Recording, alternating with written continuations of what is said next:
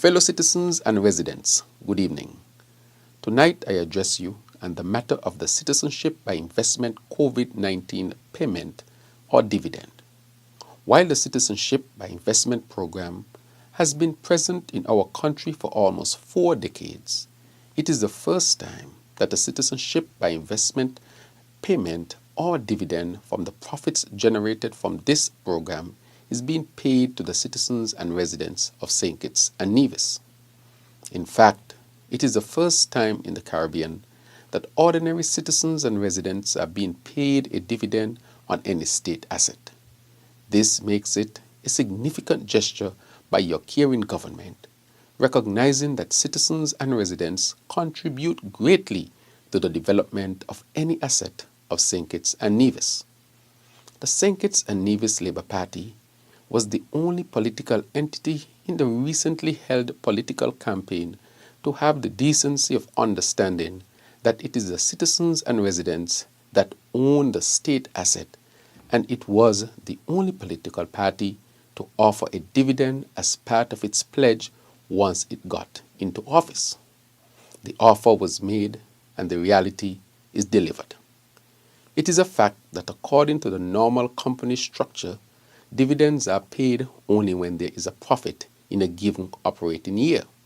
However, hundreds of millions of the Citizenship by Investment funds were abused by the previous administration. Hence, the profit margin that could have been is significantly reduced.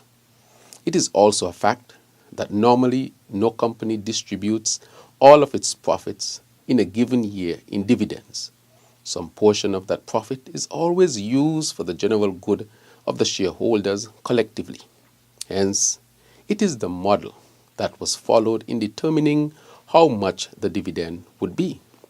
A portion of that profit have been allocated to the establishment of a sovereign wealth fund. Portions of the profit are also assigned to capital investment for the general good of the people of St. Kitts and Nevis collectively. Some $23 million were allocated for the payment of this dividend.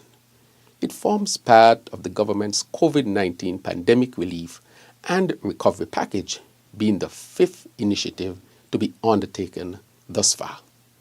There are 2 categories of payments. Category 1, Social Security pensioners and those who are pensionable in the Social Security scheme.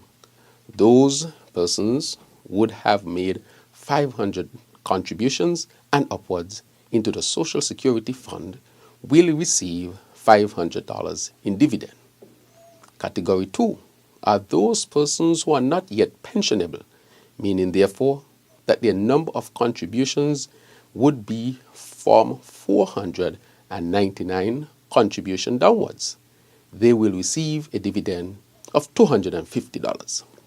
This decision includes persons who, because of the small number of contributions, were recommended not to receive a Citizenship by Investment COVID-19 relief payment or dividend. However, it is my strong view and desire that this first dividend must include any person who has contributed to our Social Security scheme.